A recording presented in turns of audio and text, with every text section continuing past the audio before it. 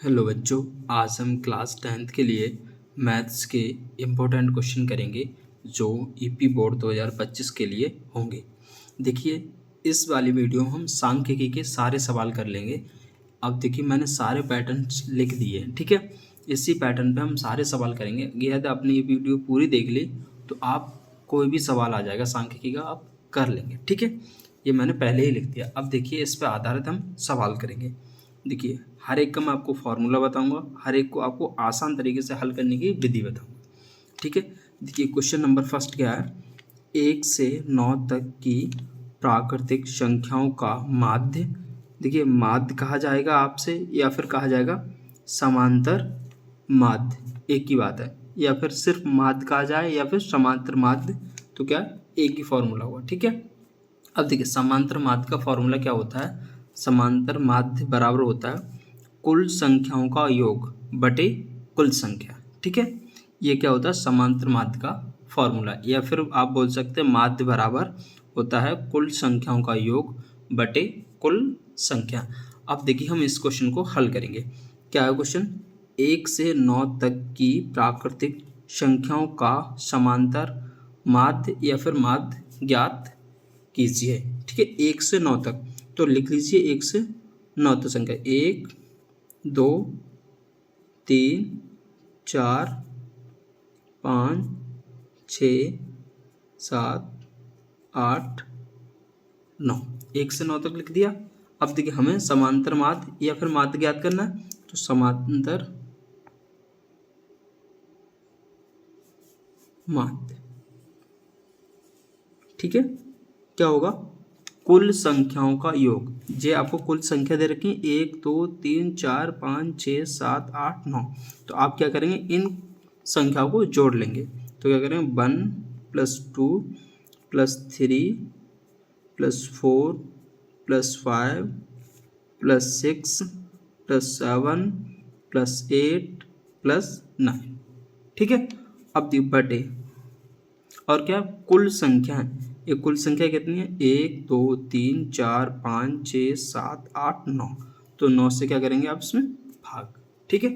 अब देखिए, इसको जोड़ लीजिए, कितना होगा, 1 और 2 3, और 3 और 3 6, 6 और 4 10, 10 और 5 15, 15 और 6 21, 21 और 7 28, 28 और 8 36, 36 और 9 45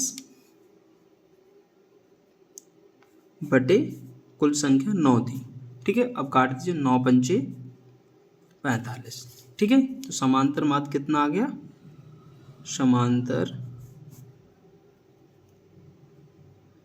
माध्य बराबर 9 पंचे 45, 5 बार गया 5, ठीक है। ये क्या हो जाएगा आपका आंसर, ठीक है। क्या दे रखा है आपको, 5, x, 3, 6, 7, 8 संख्याओं का समांतर माध्य 7 है, तब x का मान होगा। आपसे इसका मान पूछा है, ठीक है। तो सबसे पहले समांतर माध्य का फॉर्मूला क्या होता है, समांतर माध्य बराबर कुल संख्याओं का योग बटे कुल संख्या, ठीक है। अब लस में लगा दीजिए, समांतर माध्य कितना है 7, तो यहाँ पर मैं 7 रख देता हूँ, बराबर कुल संख्याओं का योग, तो जोड़ लीजिए 5 + x + 3 + 6 + 7 + 8 बटे कुल संख्या कितनी है, 1 2 3 4 5 6, तो कुल संख्या 6, ठीक है। अब देखिए, 6 का 7 से गुणा होगा, कितना होगा, 7 6 42। अब देखिए, संख्या संख्या आपस में जुड़ जाएंगी, एक्स तो जुड़ेगा नहीं, तो इन्हें संख्या संख्या को जोड़ लीजिए, 5 और 3 8, 8 और 6 14, 14 और 7 21 और 8 29, ठीक है, प्लस एक्स, ठीक है। अब देखिए ये प्लस के 29 इधर आएंगे तो माइनस को आएंगे, एक्स बचेगा इधर। अब देखिए 42 में से 29 आएंगे, कितने बचेंगे 13, तो एक्स भाव कितना आ गया 13, ठीक है। ये आपका आंसर होगा, ठीक है। देखिए हम क्वेश्चन नंबर 3 करेंगे, ठीक है। क्या है क्वेश्चन, निम्नलिखित सारणी का समांतर माध्य होगा, ठीक है। जब आपको सारणी के रूप में दे रखा हो तब आप समांतर माध्य कैसे निकालेंगे, ठीक है। जैसे आपको ये वर्ग अंतराल दे रखा है और आपको दे रखा है बारंबारता, ठीक है। जब आपको वर्ग अंतराल और बारंबारता दे रखी हो और समांतर माध्य पूछा हो तब आप कैसे निकालेंगे, ठीक है। ये क्वेश्चन एग्जाम में कम से कम 2 या 3 नंबर का आता है, ठीक है। इसका फॉर्मूला होता है समांतर माध्य बराबर सिग्मा, इसका मतलब होता है कैपिटल बड़ा वाला सिग्मा है, इसका मतलब होता है योग, ठीक है। एफ आई यहाँ पर होता है बारंबारता, और एक्स आई क्या होता है, जो वर्ग अंतराल होता है उसका मध्यमान, ठीक है। ऐसे ही सिग्मा एफ आई, सिग्मा का मतलब योग, एफ आई का मतलब जो बारंबारता का योग होगा यहाँ पर, ठीक है। अब देखिए हम इसको कैसे करेंगे, तो इसको हम यहाँ पर बना लेते हैं। हमने ये बना ली सारणी, ये है हमारा वर्ग अंतराल और यहाँ पर है बारंबारता, ठीक है। देखिए वर्ग अंतराल आपको 0 से 2 दे रखा है, 0 से 2, दूसरा है 2 से 4, तीसरा है 4 से 6, चौथा है 6 से 8, पाँचवा है 8 से 10, ठीक है। बारंबारता है वो कितना, 3 1 5 4 7, ठीक है। अब क्या करें, जो बारंबारता वो क्या मान लेंगे आप एफ आई, ठीक है। अब देखिए जो एक्स आई निकालेंगे वो क्या होगा, वर्ग माध्य मूल, ठीक है। अब देखिए कैसे निकालेंगे वर्ग माध्य मूल्य,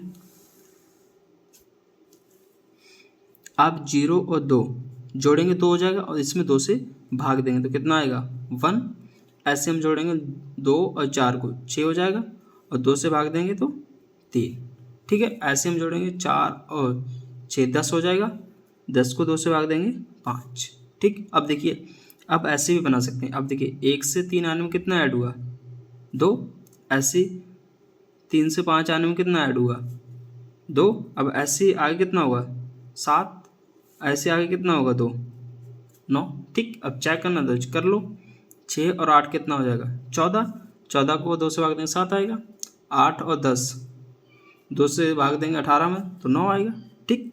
अब हमें निकालना देखिए यहाँ पर एफ आई इंटू एक्स आई, तो एफ आई इंटू एक्स आई, ठीक है।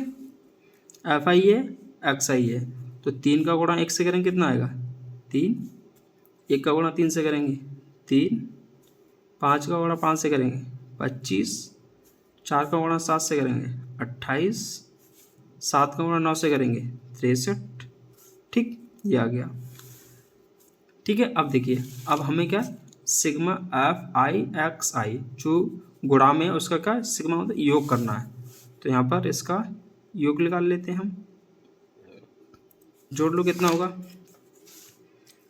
3 और 3 6, 6 और 5 11 और 8 19 और 3 22 के 2 हाथ से कितने लगे 2, 2 और 2 4 और 6 10 और 2 12, ठीक। Sigma F I x I कितना आ गया 122। अब देखिए हम निकालेंगे यहाँ से कौन सा वाला निकालना है सिग्मा एफ आई, तो यहाँ से निकाल लो, ठीक। तो इनको जोड़ लो 3 और 1 4 और 5 9 और 4 13 और 3 20, ठीक। अब समांतर मान निकाल लो, समांतर माध्य, क्या फॉर्मूला होता है? Sigma F I into X I. कितना दे रखा है? 122, तो 122 बटे sigma F I. Sigma F I कितना है? 20, तो 20। ठीक, अब क्या करें? काट दो, 2 एकन 2, 0, 2 छिंग 12, 2 एकन 2, 10 का भाग 60 में 10 छिक 60। अब तो जाएगा नहीं, तो पॉइंट लगा लो, 1 बचा था, 10 हो जाएगा, 10 एकन 10। ये आपका क्या हो जाएगा? आपका आंसर। देखिए अब क्वेश्चन हम नेक्स्ट करेंगे, क्या है? 2 3 7 2 7 5 3 7 का बहुलक है। ठीक है, देखिए बहुलक क्या होता है पहले समझ लो। बहुलक, ठीक है, देखिए बहुलक वह संख्या होती है जो ज़्यादा बार आई हो, सबसे ज़्यादा बार आई हो। ठीक है, सबसे ज़्यादा बार आई हो। अब देखिए इसमें 2 एक ये और एक 2 बार आया, 3 एक ये और एक ये है। अब देखो 7 एक ये और एक ये 3 बार आया 7, और 5 कितनी? 1 बार आया। सबसे ज़्यादा कौन आया? 7 आया, 1 2 3, तो इसका बहुलक कितना हो जाएगा? 7। ये क्या हो जाएगा आपका आंसर। देखो अब हम क्वेश्चन नंबर नेक्स्ट करेंगे। देखो क्या है इसमें? निम्नलिखित बारंबारता सारणी का बहुलक होगा। ठीक है, अब आपको जब सारणी के रूप में दे रखा तब बताना इसका बहुलक क्या होगा। ठीक है, तो सबसे पहले समझो बारंबारता का क्या मतलब है यहाँ पर? इसका मतलब ये 4 है, ये 5 है। इसका मतलब जो 5 है वो कितनी बार आया है? 4 बार। ठीक, ऐसे ये 10 है, कितनी बार आया है? 9 बार। ऐसे ये 15 है, कितनी बार आया? 18 बार। ऐसे ये 20 है, कितनी बार आया? 8 बार। ऐसे ये 25 है, कितनी बार आया? 3 बार। और बहुलक क्या होता है? जो सबसे ज़्यादा आए। क्या? सबसे ज़्यादा आए। ठीक, देखो सबसे ज़्यादा क्या आया? 15 है जो 18 बार आया, तो देखिए कितना होगा इसका बहुलक? 15। ठीक, ये आपका आंसर हो गया। अब देखो क्वेश्चन नंबर नेक्स्ट क्या है? निम्नलिखित बारंबारता सारणी का बहुलक वर्ग होगा। ठीक है, अब आपसे इसमें पूछा बहुलक वर्ग। बहुलक वर्ग क्या होता है? देखिए वर्ग अंतराल के रूप में, इसलिए हमें इसका क्या ज्ञात करना होगा? बहुलक वर्ग। ठीक है, मैंने आपको समझा दिया है। अब देखिए 8, इसका मतलब 0 से जो 5 आए 8 बार आया है। ऐसे ही 5 से 10 है, कितनी बार? 7 बार आया। ठीक है, तो समझ गए ना आप? अब देखिए सबसे ज़्यादा क्या आया? 19, 15 से 20। ठीक, तो ये क्या हो जाएगा आपका बहुलक वर्ग। बहुलक वर्ग, क्योंकि ये 19 बार आया है। ये आपका आंसर हो गया। अब देखो क्वेश्चन नंबर नेक्स्ट क्या है? निम्न आंकड़ों का क्या निकालनी है? माध्यिका। ठीक है, अब देखिए माध्यिका निकालने से पहले आप क्या करेंगे? जो संख्या आपको दे रखी है या फिर वो आरोही क्रम में लगा लीजिए या फिर अवरोही क्रम में। ठीक है, तो ज़्यादातर आप क्या करेंगे? आरोही क्रम में लगाइए। क्या सबसे पहले क्या करेंगे? आरोही क्रम में लगाएंगे। ठीक है, तो इन्हें आरोही क्रम क्या होता है? बढ़ता हुआ क्रम। तो सबसे पहले क्या लिखें?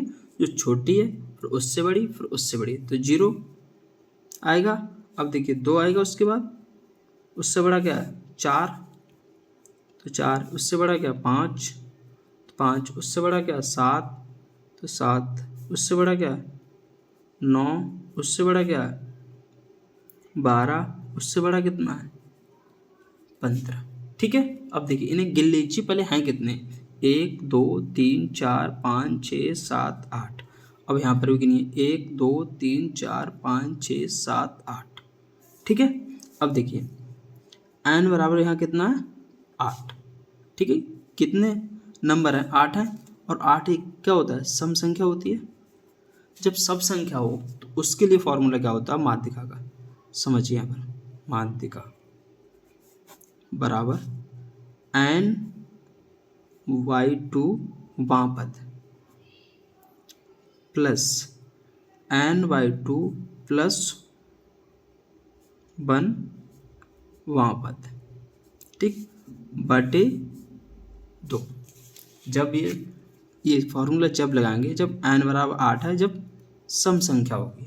तो n 8 है, 8 सम संख्या है। अब देखिए n बराबर कितना, 8, 8 रख दीजिए बटे 2 प्लस n बराबर 8 प्लस 1 बटे 2। ठीक है, अब देखिए 2 चौक 8, 4 वहाँ पता आएगा, प्लस 2 चौक 8, 4 बार गया और 1 5, 5वां पद बटे 2, ये वाले। अब देखिए, अब इसमें चौथा नंबर बताइए कौन सा होगा।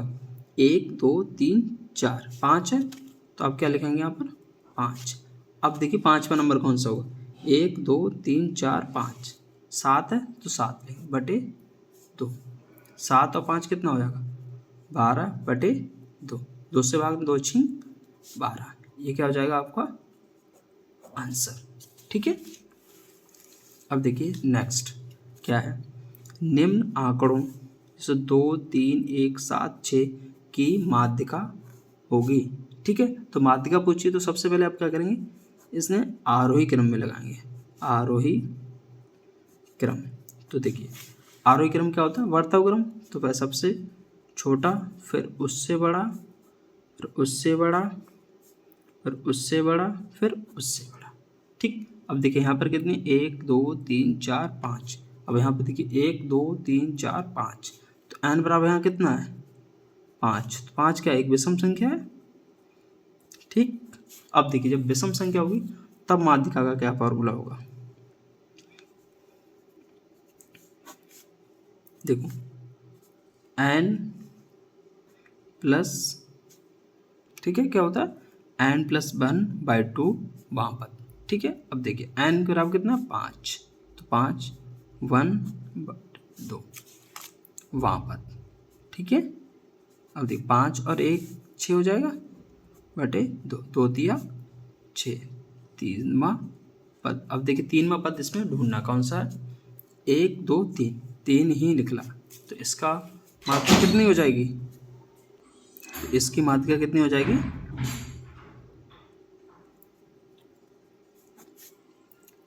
3। ठीक, क्योंकि तीसरा पद ही कौन सा 3 ही है, 1 2 3, तीसरा ही निकला 3, तो इसका आंसर 3 हो जाएगा। ठीक, अब देखिए क्वेश्चन नंबर नेक्स्ट क्या है, निम्न सारणी का माध्यक वर्ग होगा। ठीक है, ये सारणी आपको दे रखी है, इसका आपको निकालना है माध्यक वर्ग। ठीक है, अब देखिए इससे आप डार्क नहीं निकाल पाएंगे, जैसे कि आप सोच लिया कि सबसे ज़्यादा बारंबारता किसकी है, वही आंसर हो जाएगा, ये गलत हो जाएगा। ठीक है, देखिए मैं आपको प्रोसेस बता रहा हूँ, वही फॉलो करेंगे। तो सबसे पहले क्या करेंगे, एक सारणी बनाएंगे। ठीक है, तो इसमें लिख लीजिए वर्ग अंतराल,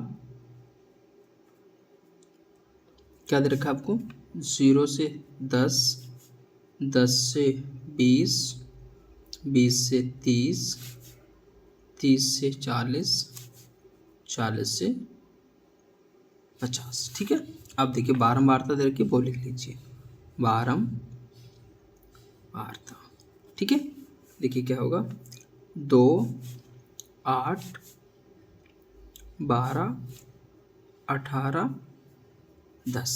ठीक है, अब देखिए बारंबारता को हम ऐप से मानते हैं।